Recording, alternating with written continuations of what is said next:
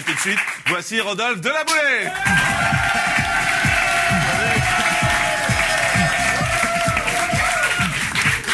Rodolphe Delaboulé qui fait un retour vers le futur. Là, il y a 10 ans, c'est vrai qu'on avait des micros comme ça. Non, il y a 2 semaines, j'avais testé ça n'avait pas été un franc succès. Donc non, c'était un peu. Il y avait un côté Pascal Sevran. Là, les gens ont envie de me tester et on va voir ce que ça donne. Bon, vous trouvez pas? Regardez comment il tient le micro. Il sait pas tenir le micro. Qu'est-ce qui je fais très quoi, Sophie? Vous me faites Pascal Sevran. Ouais. Est-ce que tu veux que je tienne le micro? Non, je vais essayer de me débrouiller. On va voir. J'arrête de vous décoiffer. Non, ça Avec jamais. Alia. Jamais.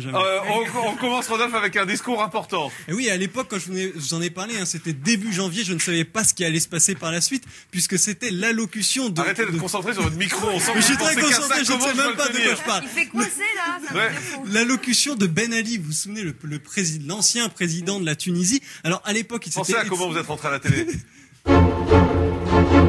Et il faut faire des castings, donc on se concentre. Qu'est-ce qu'il ose dire? On peut applaudir ça, c'est lamentable. Non mais il faut se concentrer, on a des micros. Jean-Marc, avec vos idées mal... Pensez à votre façon d'être rentré à la télé.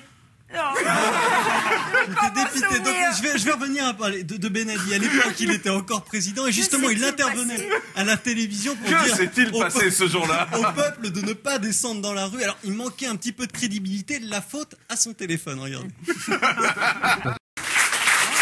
Eh oui, c'est ça la télé. C'est ça aussi. Effectivement. Allez, vous nous amenez en Australie maintenant. Alors, la première fois que je vous avais parlé de cette image, j'avais eu beaucoup de mal à lancer. Je vais essayer de le faire. La première fois que je vous avais parlé. Là, Visiblement, ça fait 2 fois. Ouais. Open d'Australie. Je situe Open d'Australie de tennis. Alors, c'est naturel, quand il y a une joueuse qui vient de gagner, il y a un journaliste qui vient l'interroger. Jusque-là, vous suivez. Ce journaliste, c'était Tom Woodford, qui est un ancien, Tom Woodbridge, qui est un ancien. Oh là là.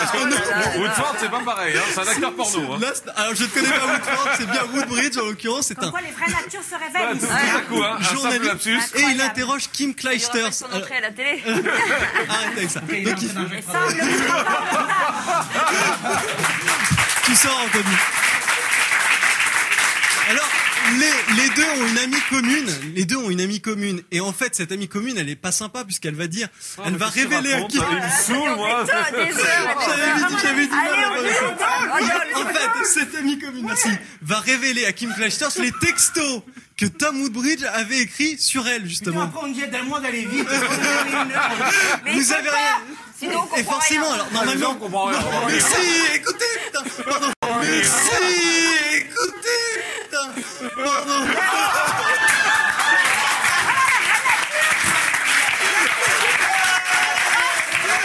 Je suis désolé. Maman, excuse-moi. Je recommencerai pas. Donc, Si elle est énervée, yes!